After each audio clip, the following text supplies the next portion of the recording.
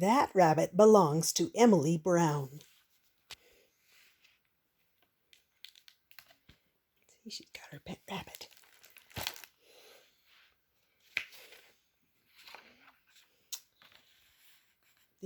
That rabbit book belongs to, we're not going to put anything there because it's a library book. That's okay. Oh, look. That sign right there says, "This rabbit is not for sale, and his name is not Bunny Wunny, it's Stanley." Emily Brown. That Rabbit Belongs to Emily Brown by Cressida, Cowell.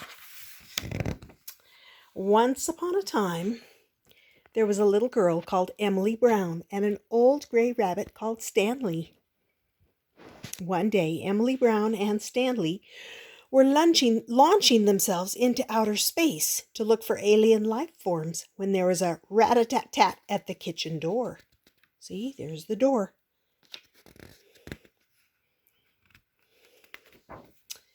It was the chief footman to the Queen. He said, "The Queen has very kindly noticed your rabbit. She would like to have that Bunny Wunny. In return, she offers this brand new golden teddy bear." Emily Brown looked at the Queen's teddy bear. It was stiff and new and gold and horrible. It had staring eyes and no smile at all. "No, thank you," said Emily Brown. "This rabbit is not for sale, and his name isn't Bunny Wunny, it's Stanley." And Emily Brown politely shut the door. See, look, he's even got a sign there that says, "The chief footman to the Queen," on his hat. An hour or so later, Emily Brown and Stanley were riding through the Sahara Desert on their motorbike when there was a rat-a-tat-tat at the garden door. There's the garden door, right there by the palm trees. It was the army. The captain saluted and said, "Her Most Royal Highness Queen Clorinda III greets Miss Glorinda? Let's see, what is it? Yes, Glorinda, the third greets Miss Emily Brown, and she would still like to have that Bunny Wunny. In return, she offers her the brand new golden teddy bear and 10 talking dolls that say, 'Mama, Mama.'" Are there 10 dolls? 1, 2, 3, 4, 5, 6, 7, 8, 9, 10.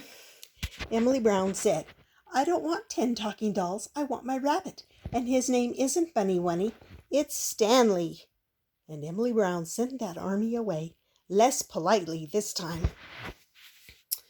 A few days later, Emily Brown and Stanley were deep-sea diving off the Great Barrier Reef when there was a rat-a-tat-tat at the garden door.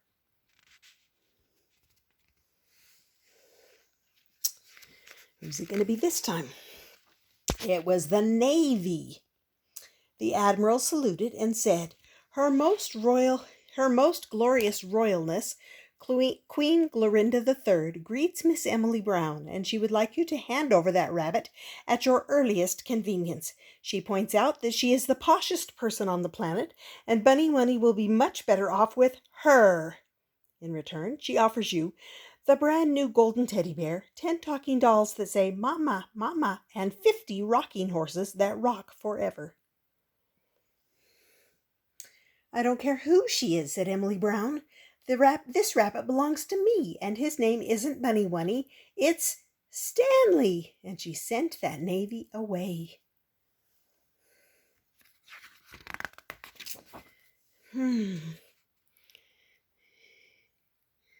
A few weeks later, Emily Brown and Stanley were climbing through the Amazon rainforest when there was a rat-a-tat-tat at the garden door. It was the Air Force. The wing commander saluted and said, "Her Excellence, the Most Mighty Queen Clorinda III, greets Miss Emily Brown and says she must have the Bunny Wunny right now, or she will not answer for the consequences.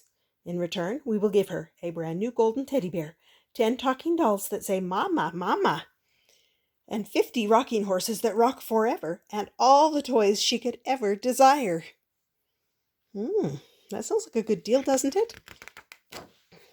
Now Emily Brown was fed up. She sent the Air Force away, and she pinned a big notice on the garden gate that read, "This rabbit is not for sale, and his name is not Bunny Wunny, it's Stanley. Emily Brown." A few months later, Emily Brown and Stanley were laying fast asleep in bed, dreaming of all the adventures they would have the next day, when there was absolutely no noise at all at the door, or the gate, or the window. It says, "Shh, the special commandos." Silently, in crept the Queen's special commandos. Shh. Uh-oh. Look what they're doing. When Emily Brown woke up the next morning, for the first time in her life, there was no Stanley. Oh no. Emily Brown was so cross. She knew just what had happened. She marched straight up to the palace on the hill. She knocked on that naughty Queen's front door. Rat-a-tat-tat. Emily Brown ran into the palace, and there was that naughty Queen, crying like anything. The first thing she said was, "Thank goodness you've come, Emily Brown. There's something wrong with Bunny Wunny." There was indeed something wrong with Stanley. That silly, naughty Queen had put him in the royal washing machine all night, and he'd come out an odd pink color.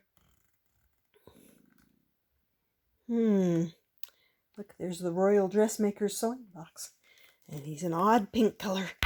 The royal dressmakers had stuffed him full of stuffing so he wasn't flippy-floppy anymore, and worst of all, they had sewn his mouth where Emily Brown had picked it away, and Stanley wasn't smiling anymore. Stanley was miserable. Oh, poor Stanley. "Oh, Emily Brown, is there anything you can do?" asked the Queen. "There certainly is," said Emily Brown. "I shall take Stanley home." The Queen started crying harder than ever. "I have all the toys in the world, but none as nice as Stanley."